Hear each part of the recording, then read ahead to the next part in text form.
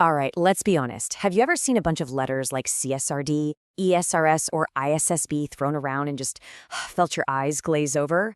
Yeah, you are definitely not alone. We're going to dive headfirst into this alphabet soup of sustainability reporting. It's a world that's moving super fast, from a niche topic to a boardroom essential. So let's try and make some sense of it all, shall we? So, here's our game plan. First, we're going to tackle that initial confusion, the whole alphabet soup thing. Then, we'll get into the key building blocks, the absolute must-knows. From there, we'll meet the big players in the reporting world, see how this is creating a ripple effect for even small businesses, and wrap up by looking at what this new era of reporting is all about. Okay, so first up, why is this whole ESG reporting thing so messy? Well, for the longest time, it was basically the Wild West. It was all voluntary, pretty fragmented, and companies could kind of pick and choose what they wanted to talk about. And as you can imagine, that created this just jumble of different terms and ways of doing things. And that's where all these acronyms come from: CSRD, ESRS, ISSB, GRI. It is so easy to feel overwhelmed. But seriously, if you feel that way, you're in very good company. Each of these represents a whole different set of rules, a different philosophy, really, for how companies should report on their impact. And the crazy part, everybody is trying to figure it out all at once. And I'm not kidding when I say you're in the majority. A 2023 study found that a whopping 85% of organizations are juggling multiple ESG reporting frameworks and standards at the same time. 85%. So it's not just confusing for us trying to read these reports. Imagine being inside these companies. It's a massive, massive challenge. Okay, so how do we start to unravel this mess? Well, the first step, and this is a really important one, is to get a handle on the difference between a framework and a standard. I know they sound super similar, but trust me, they do very different things. Here's the best way to think about it. A framework, that's your architect's blueprint. It lays out the big picture vision, the main ideas, basically the what and the why of your report. But the standard, that's the detailed building code. It tells you exactly how thick the walls need to be, what materials to use. It's the specific, measurable rules, the how.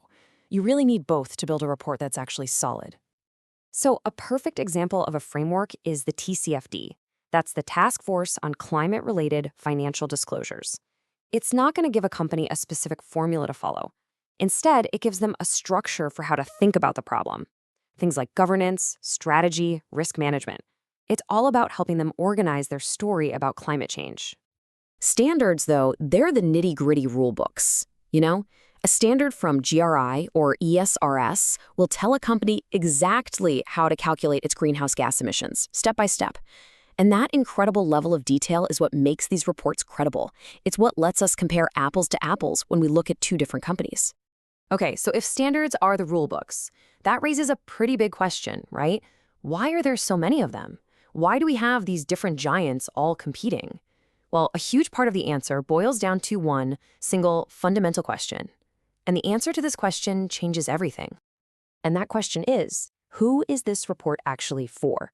Is it for the investors, who mainly want to know how sustainability issues are going to hit the company's bottom line? Or is it for everyone else? Employees, customers, the community, who want to know how the company's actions are impacting the world? That choice, right there, is the big divide. This leads us to two really important concepts. First, you've got financial materiality. Think of this as an outside-in view. It's all about how the outside world, things like climate change or new regulations, could affect the company's value. The audience here? Investors, for sure. Then you've got impact materiality. This is the inside-out view. It flips the question and asks, how is the company impacting the world, its people, and the planet? And the audience for that is, well, it's pretty much all of us. But here's where it gets really interesting. What if you can't just pick one? What if a company has to look at both? How the world affects its bottom line and how its operations affect the world? What happens then? Well, that's exactly what double materiality is. It's this idea that you have to report on both. You have to consider that outside-in financial perspective and the inside-out impact perspective. And this isn't just some academic idea. This is the beating heart of the EU's new mandatory rules, the ESRS. Okay, so now that we've got our key concepts down, frameworks, standards, and the whole materiality thing, we're ready to meet the three big players on the world stage: the EU's ESRS, the long-standing GRI, and the newcomer, ISSB. And this is where it all clicks into place. You can see how those ideas we just talked about define each of these giants. The ESRS from the EU? It's mandatory, and it's built on that double materiality idea for a really broad audience. GRI, which has been around forever, that's your classic impact materiality standard. And the new kid on the block, ISSB, that is laser-focused on financial materiality purely for investors. It all goes back to that key question. Who are you reporting for? Now, you might be thinking, okay, this is interesting, but this is just for the huge multinational corporations, right? Well, not exactly. What's happening in Europe with these new mandatory rules is creating a huge ripple effect that's hitting businesses of all sizes all over the world. Let me walk you through how this plays out. A big company in the EU now has to report on its entire value chain under these new rules. To do that, they need data. So what do?